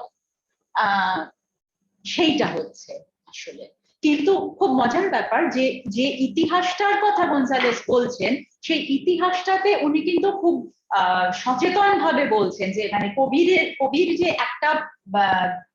কবিরের যে একটা সামাজিক রাজনৈতিক অবস্থান আছে এবং রবীন্দ্রনাথের যে একটা সামাজিক রাজনৈতিক অবস্থান আছে, এবং সেই অবস্থানগুলো, সেই প্রেক্ষিতগুলো যে আলাদা, এইটা কিন্তু গঞ্জালেস খুব সচেতন ভাবে বোঝাচ্ছেন আমাদের। ফলে মিশে যাওয়াটা যে কোথাও আমার পড়াটাকে গোলমাল করে দিচ্ছে এমন নয়, পড়াটা আমি সঠিকভাবেই পড়ছি, কিন্তু ওই বাণীটা কোথাও একসঙ্গে মিশে যাচ্ছে। কারণ এবার যদি আমরা রবীন্দ্রনাথের তরফ থেকে ভাবি, তাহলে রবীন্দ্রনাথ যখন কবিকে বেছে নিচ্ছেন ট্রান্সলেট করার জন্য, তার মধ্যেও তো একটা পলিটিক্স আছে, কেন অন্য কেউ নন, কেন কবি? ফলে সেইটা হয়তো কোথাও একটা পৌঁছচ্ছে সঠিকভাবে। Thank you. Thank you. Any other questions from the audience there? If somebody could sort of respond to the fact that Rabindranath was known more as a musicologist, as a musician, more than a literary figure, where the concept of music transcending boundaries of language. It was also a kind of a question because, as you have heard, Nilanjana, a lot of the translations of Rabindranath, and for that matter, Asian texts into Argentine literature, Spanish literature, Portuguese literature always came through European languages, English, German, French. So, Sheets reference, Marcel Proust's reference, and how even these facts have gone into the creation of this, modernism in Latin America, wholly dependent upon Europe, as opposed to the kind of modernism that we had in India. So, a lot of Latin America looked to India, including authors from as recent as Isabel Allende and Jorge Luis Borges, Gabriel Garcia Marquez. So, would people like to respond? We have members of the Shongit Bhavan, so if they could like to respond as to if. I have just a question out of curiosity. This idea of modernism and Latin American idea of modernism, we change that to different things. Now, I have a question here. As a student of social sciences, that when you talk about Rabindranath's modernism, is it different from English modernism? Perhaps not. So when Rabindranath went to Latin America, he actually represented a modernism which Latin Americans appears to have despised, right? So conceptually, there is a contradiction here. When they accepted Rabindranath as representative of a new kind of modernism, which was actually not new kind of modernism, but colonial modernism. So do you think Argentinians were misled by Rabindranath being identified as an alternative to the modernism which they were familiar with. I don't think Rabindranath's modernism is merely a replica of the colonial modernism. It is different because Rabindranath was extremely conscious about the past, be it the medieval period, Vaishnav Padavali, etc., or ancient literature. So all these things were framing Rabindranath's idea of modernity, which is therefore different from the colonial modernism. So when for Latin America, it was an alternative. They were looking for something different, something new. And that new for Latin America could not come from the Europe, because Europe, I mean, Spain, most of Latin America was colonized by Spain. So they would try to reject Spain. So if you reject Spain, if you also reject Europe, then what is the alternative? The alternative is East. And Rabindranath therefore stands as a representative of the East. So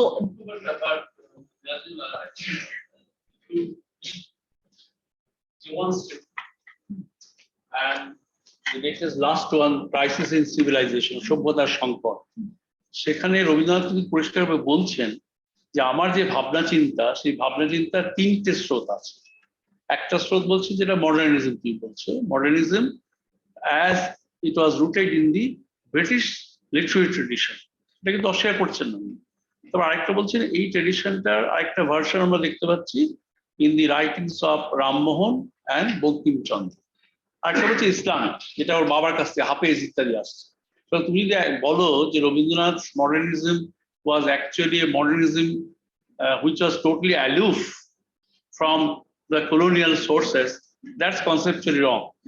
It's a creative blending. So in that case, Argentinians, to me, probably were mistaken. Rabindranath didn't represent,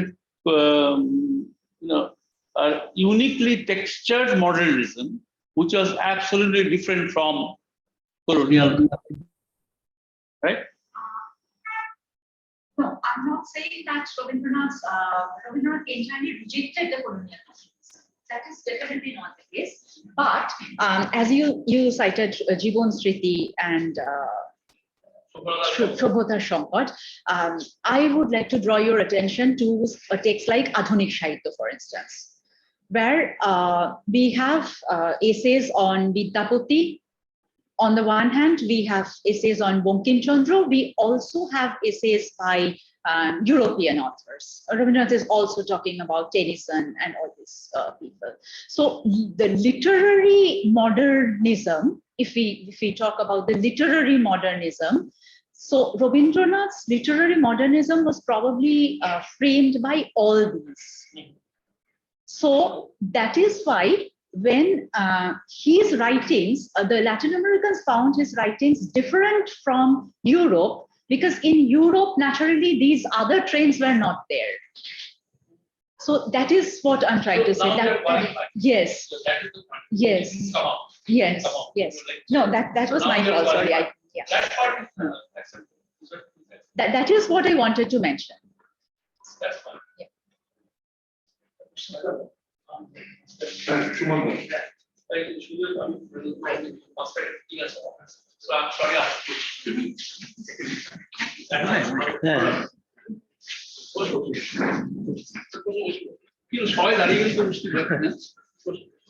আচ্ছা, আমি একটা জিনিস জানতে চাইছি শুধু যে 1924 খ্রিস্টাব্দে যখন রবীন্দ্রনাথ ওখানে অ্যাকসেপ্টেড হলেন বা তার আগে থেকে তার স্টাডির মধ্যে দিয়ে পৌঁছলেন, তো তার আগে তো বিশ্বযুদ্ধ প্রথম হয়েছে, সেইটার কি কোনো প্রভাব এর জন্য মনে হয় যে বিশ্বযুদ্ধের প্রভাব স্বরূপ তারা পূর্ব মানে পাশ্চাত্য মানে প্রাচ্য সাহিত্যের প্রতি আকৃষ্ট হলো, কিংবা ভারতবর্ষ সম্পর্কে ওই যে বললেন যে ওরিয়েন্টাল মিস্টিসিজম, যোগ তন্ত্র ইত্যাদির প্রতি তাদের যে একটা আলাদা ধারণা ছিল, তার প্রতিনিধি হিসেবে রবীন্দ্রনাথকে তারা দেখতে চেয়েছিল এবং হতাশ হয়েছিল, এরকম কি কিছু মনে হয়? আরেকটি কথা, যে আমরা খুব শুনে আনন্দ পেলাম যে রবীন্দ্রনাথের জন্যই এই তেওরা, তারপরে সুরফাঁক তাল, এইসব বিষয়গুলো ওরা অন্তত জানতে পেরেছে, কিন্তু এই সঙ্গীত মানে ইন্ডো আর্জেন্টাইন যে মিউজিকের একটা ব্যাপার সেটা আরো এগোলো না কেন? এই তিনটে দিকে একটু সংক্ষেপে জানতে চাই আপনার কাছে। আপনার শেষ প্রশ্নের উত্তর দেওয়ার যোগ্যতা আমার নেই। আচ্ছা আমি জানি না। আচ্ছা আমি কিন্তু তার আগে আপনি যেটা বললেন সেটা খুব ইন্টারেস্টিং আমার। সেটা হচ্ছে ওই মানে বিশ্বযুদ্ধ এখানে একটা বড় কারণ, মানে এই যে পাশ্চাত্য সম্পর্কে এক ধরনের হতাশা, যেটা রবীন্দ্রনাথও বলছেন ওখানে গিয়ে, যে নতুন করে সভ্যতা আবার জন্ম নেবে এই জগতে, ইউরোপ পারছে না আর। তো সেই পাশ্চাত্য সম্পর্কে হতাশাটা তৈরি হওয়ার একটা বড় কারণ কিন্তু বিশ্বযুদ্ধ। কিন্তু আবার আমাদের মাথায় রাখতে হবে যে ওই যেটা আমি দেখানোর চেষ্টা করছিলাম, যে যে ট্রান্সলেশনস গুলো হচ্ছে, যে বইগুলোর যে যাচ্ছে ওখানে যে যাত্রাপথটা, সেইটা কিন্তু আমাদের শুরু হয়ে যাচ্ছে মোটামুটি 1880 দশক থেকে। কাজে শুধুমাত্র বিশ্বযুদ্ধকে একটা কারণ হিসেবে আমরা বলতে পারবো না। বিশ্বযুদ্ধ নিশ্চয়ই একটা কারণ, যেটা মানে একটা ক্যাটালিস্ট হিসেবে হয়তো বিশ্বযুদ্ধ কাজ করছে, কিন্তু শুধুমাত্র বিশ্বযুদ্ধ নয়, বিশ্বযুদ্ধের আগে থেকেই কিন্তু জিনিসটা শুরু হয়ে গেছে। আর আরেকটা কি প্রশ্ন? হ্যাঁ হ্যাঁ, মানে ওরিয়েন্টাল মিস্টিসিজমের ধারণাটা আসলে ওই টেক্সটগুলো যখন থেকে যাচ্ছে, যে টেক্সটগুলো ট্রান্সলেটেড হচ্ছে, রামায়ণ, মহাভারত, আরেবিয়ান নাইটস, রুবায়াত, এই যে টেক্সটগুলো ট্রান্সলেটেড হচ্ছে, এর মধ্যে দিয়ে এক ধরনের ওরিয়েন্টেড ধারণা তাদের কাছে তৈরি হচ্ছে। এবার তার সঙ্গে যখন তার সেই ট্র্যাডিশনের মধ্যে যখন রবীন্দ্রনাথকে তারা পাচ্ছে, তখন রবীন্দ্রনাথও প্রায় এক ধরনের ওই মানে ওই মিস্টিসিজমেরই আর একটা রূপ হিসেবে রবীন্দ্রনাথকেও তারা দেখছে। তারা হতাশ হলো কিনা, কারণ ওনার কাছে তো অন্য রকমের সাহিত্যের মধ্যে দিয়ে তারা একটা অন্য ধরনের স্বাদ পেয়েছে, একটা ছবি বাবা এসেছে এই ধরনের ধারণা হয়ে গেছে। হ্যাঁ হ্যাঁ, সেটা তার কাছে হতাশ হতে না, এই ধারণাটা আবার খুব ইন্টারেস্টিংলি এই ধারণাটা কিন্তু আর্জেন্টিনায় হচ্ছে না। যেটা আমরা ওই আবার মানে ইংলিশ ওয়েস্ট যদি আমরা দেখি, সেখানে যে জিনিসটা আমরা পাবো, কিন্তু ল্যাটিন আমেরিকায় সেটা হচ্ছে না। কারণ ওই যে বলছি, মানে ল্যাটিন আমেরিকায় কিন্তু সাইমালটেনিয়াসলি অন্য টেক্সটগুলো, যে সায়েন্স পেনিয়া বলছেন যে গীতাঞ্জলি রবীন্দ্রনাথের শ্রেষ্ঠ গ্রন্থ নয়। হ্যাঁ, ফলে রবীন্দ্রনাথকে ঠিক ঠিক ওইভাবেই আসে, এবং তার সঙ্গে মানে ইকুয়ালি ইম্পর্টেন্ট হচ্ছে রবীন্দ্রনাথের পেডাগজি। শান্তিনিকেতন নিয়ে, বিশ্বভারতী নিয়ে কিন্তু প্রচুর চর্চা হচ্ছে। আমাদের রবীন্দ্র ভবনে একটা ফাইল আছে, সাউথ আমেরিকা ফাইল বলে, সেখানে প্রচুর চিঠিপত্র রয়েছে যেগুলো রবীন্দ্রনাথকে লেখা হয়েছিল সম্ভবত। তার একটা বড় অংশ স্প্যানিশ ভাষায়। আমি জানি না কেউ কোনোদিন সেগুলো পড়তে পেরেছিলেন কিনা, রবীন্দ্রনাথও সেগুলোর কথা জানতেন কিনা, কিন্তু সেই চিঠিগুলো যদি আমরা দেখি তাহলে ইটস ভেরি ইন্টারেস্টিং। তার মধ্যে অনেক চিঠি আছে যেখানে লোকজন বলছেন, মানে হয়তো ওনার একটা বই চেয়ে পাঠাচ্ছেন, হয়তো তারা কেউ বই লিখবেন, সেখানে ওনার একটা ইন্ট্রোডাকশন দিতে হবে এরকম। তার সঙ্গে এরকম চিঠিও আছে যেখানে তারা বলছেন যে এই শান্তিনিকেতনের মতো করে আমিও একটা স্কুল করেছি, সেই স্কুলের সম্পর্কে তারা বলছেন। ফলে এই রবীন্দ্রনাথের পেডাগজিও কিন্তু ভীষণ জরুরি হয়ে যাচ্ছে ল্যাটিন আমেরিকায়। শুধুমাত্র ওরিয়েন্টাল মিস্টিসিজম হিসেবে থাকছে না, কিন্তু এই ডাইকোটমিটা খুব জরুরি হয়ে যাচ্ছে, তার মধ্যে থেকে রবীন্দ্রনাথকে একরকম করে দেখা। Thank you, Nilanjana. In fact, this leads to the question that Partho has sent through the Zoom, which is being engaged in school education as a curious school. There is any evidence of some sort of discussions or exchanges regarding school education? If you could like to talk a little bit about that. ওই রবীন্দ্রনাথের যখন যে টক্স গুলো আছে, মানে which were later published in the Visva-Bharati quarterly, noted down by Elmhurst. I think there are a few essays which deal with these things, where Rabindranath is talking about how to teach children the idea of God, how to about these things, about teaching specifically. So I think there are essays. All these essays, they were initially published in the Visva-Bharati quarterly. Now most of these essays are in the English writings of Rabindranath Tagore, published by Sahitya Academy. So I think you will find all these things there. Thank you. One question from Iman.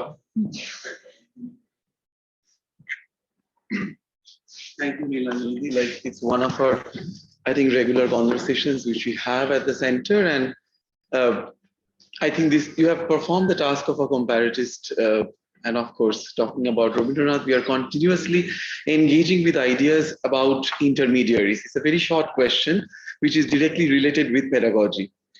I'm more interested in the area of scholarship that you are introducing here, which is very new for us, many of us, because it's impossible without language learning.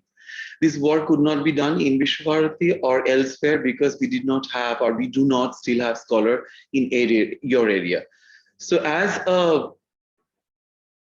I would say, a student of comparative literature, what is your suggestion for us here in Visva-Bharati of how can we carry on this Indo-Argentinian conversation, or talk about interdisciplinarity, which is so much part of our NEP programs. So what is your suggestion for us for Visva-Bharati? So what is the significance of language learning in this kind of scholarship? And how do we tackle it? Language learning is the first step. We cannot do anything without that.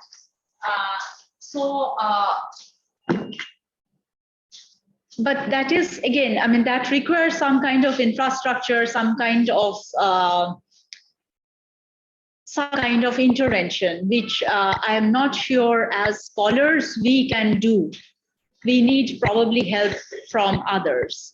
But yes, I mean, you are absolutely right that language learning is the elementary step. Without that, it is not possible. And that could be an excellent idea, but as I said, that is not up to you and me. So we really do not know. And the other thing is, language learning is elementary, as I said. I'm not withdrawing that statement, or I'm not trying to diminish its importance, but still I would say that translation is probably the only other alternative, but serious research work I do not think can be done in translation. So for that, language learning is elementary, as long as, or rather to facilitate language learning, maybe translation can be, again, an intermediary. Any more questions? So yeah, Orpita has got a question.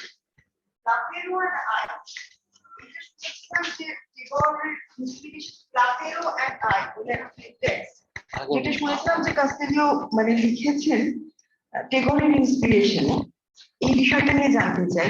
আর জানতে চাই হচ্ছে painting, গোয়ার painting, Spanish পেইন্টের গোয়ার painting, ওখানে রবীন্দ্রনাথের ছবির সঙ্গে একটা করে দেখা হয়। এই বিষয়ে কোনো আলোকপাত করতে পারে? একটু জানতে ইচ্ছে করছে, মানে আপনি যেহেতু এত গভীরভাবে জানেন এই ছবির বিষয়টাও একটু শুনতে ইচ্ছে করছে আপনার কাছে।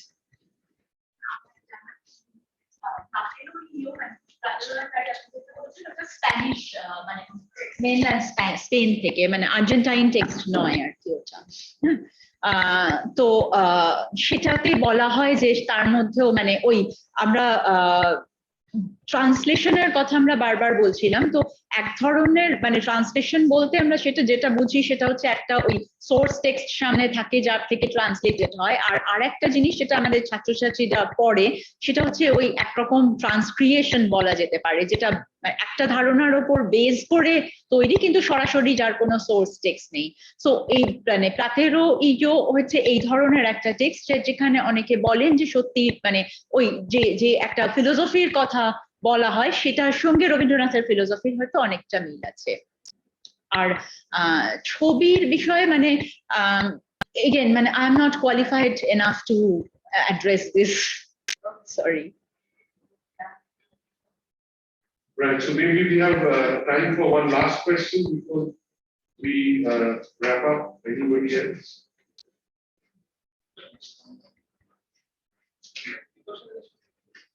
Question please ask to Vipashati. Vipashati, I can see Shobhanda, I can see Shobhajita, I can see Mohua, I can see Shilpi, I can see Orpita, I can see the two Orpitas around. Shobhaj. Oh yes. So far.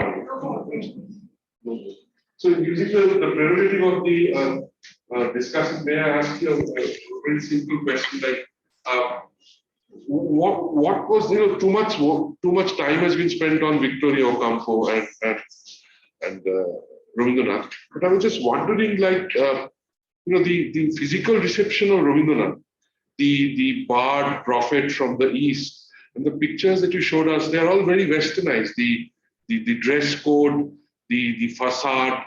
So I'm just wondering if, talking from where our Vice Chancellor left off, if you look at the facades of Buenos Aires, they're very, very European. Very, very European, in certain cases more European than European. They have hung on to that. So I'm just wondering if that was also not the idea of, an alternative space, and Rabindranath, philosopher, musician, a man who's made a mark in the West, but not really, doesn't represent the kind of West. But also keep in mind that the physical reception of the person on the street, of Mahatma Gandhi wearing the dhuti and khaliga, and Rabindranath Tagore wearing a dress which can hardly be represented as, average Indian dress, was in a way, or were in a way, also representation of the kind of Indian seer bard, which went down very well, not only with Europe, but also with a large proportion of Latin America. Yes. So, is there any kind of such reference in the text that you found, that here is a man who is so very different, apart from his literary, which is very, very academic work? So I was just wondering if at the very, bottom level, a kind of a mysticism that was associated, and also say, comparing from what Shumanda said. Two things. One is, as you mentioned, Buenos Aires is probably more European than Europe. So, and Rabindranath did not have the opportunity to see Argentina beyond Buenos Aires. He was restricted within a particular class, confined within a particular section. So, if you read Rabindranath's letters, you would find a lot of contradictory statement. I read this, the one which he sent to Andrews, where he says this is true Visva-Bharati work. There are other letters he is writing to Romarola, where he said, I'm extremely disappointed here. This is not what I expected. So these contradictions are probably that, here he's referring to his direct interactions with common people, which Rabindranath enjoyed. But being confined within a very posh suburb of Buenos Aires is something which Rabindranath did not like. So when he's talking to Romarola, he was probably referring to that Buenos Aires. So that is one thing. And physical appearance, Rabindranath's physical appearance, yes, that is very important. I skipped that section because the time is running out. But I think that is extremely important because again and again, we will find these references. The way these authors describe their first meeting with Rabindranath, several authors. If you just go through that, it becomes evident that his physical appearance played a major role in this reception. Right, thank you. So, would Vipasha like to come right before the end? Okay, then we move on to our official word of thanks. Of course, we thank our speaker for this afternoon, evening, Dr. Nilanjana Bhattacharya, for her approach to something that we really are not very familiar with. And hopefully in the future, I think that Spanish should be introduced in our university, because it's really catching up now, and we find a lot of connections, correlations with the Spanish-speaking world. We thank our Honorable Vice Chancellor, who's been supporting us and has been kind enough to come down and to participate in the discussion. We thank our mentor, Professor Vipasha Raha, for minding all of us, and we are a very quarrelsome lot. The people who make up the group, we constantly fight, and we have got a lot of differences of opinion.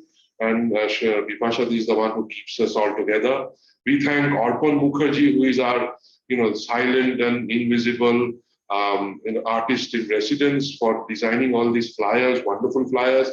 In fact, Vipasha, we should have a seminar on Arpan's flyers, and Arpan talks to the speakers and asks them what kind, and then he thinks about this, and they're wonderful. We thank him, and he's the person who never appears He's being silent. What artist should be, I think. Bad thinking. We thank Kaushik Ghosh, our resident wizard in chief, who always handles our online documentation and all very particular, very methodical. We also thank him for introducing the speaker today. We thank our colleagues and students from the Department of Shongit Bhavan, and you made up of 2 departments. Or are you all from one department? No, but you are from Shongit Bhavan. So Shongit Bhavan for setting the tone, the Vedic chants. We thank, last but not the least, Dr. Nimai Chand Saha and his wonderful team at the Central Library. And this is something that we have been noticing right from day one, that Nimaida's library work is no longer just library. It's part of social sharing. It's part of information sciences. It's part of digital reach, digital divide, digital outreach. So thank you, Nimaida, and your team for being with us. Lovely Shingara, a lovely cha, and hopefully this is something that will continue. We wanted to do 2 lectures this month, but one of our colleagues who's very busy, he promised us thrice, but hopefully we will be able to do something in October, in November. And we are hopeful that this will catch up and this will become a regular feature, a kind of a platform where young scholars, we are all young at heart, I guess. So young scholars, we all learn, all teachers are young at heart because we are continuously learning, a kind of a platform to sort of try out what we are thinking, what we are writing. And in this case, audience participation, response from the team, from the house is really, really welcome. So thank you once again for being with us. So we'll now rise for the Ashram Shungit, and our venerable colleagues from the Shungit Bhavan shall lead.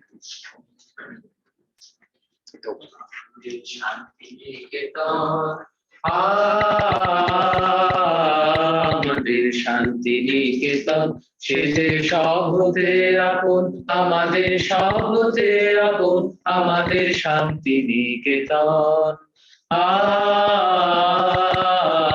আমাদের শান্তি নিকেতন, ও তার আকাশ ভরা কোলে, মোদের দোলে হৃদয় দোলে, ও তার আকাশ ভরা কোলে, মোদের দোলে হৃদয় দোলে, মোরা বারে বারে দেখি তারে, নিত্যই নূতন আমাদের শান্তি নিকেতন।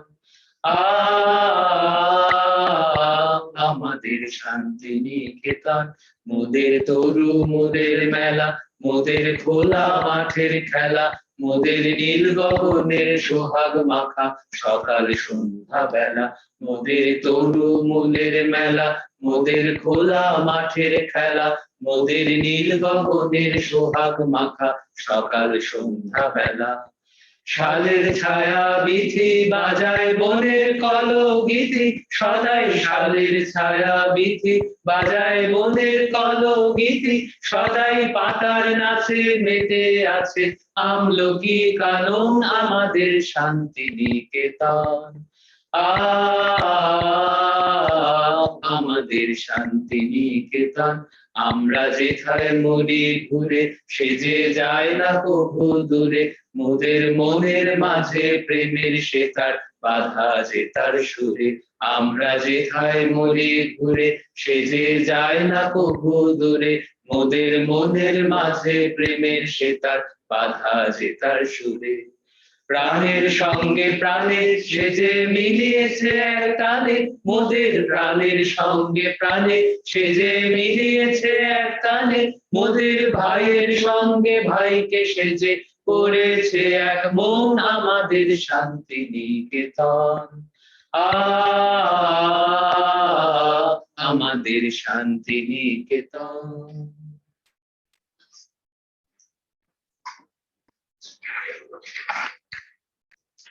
Thank you.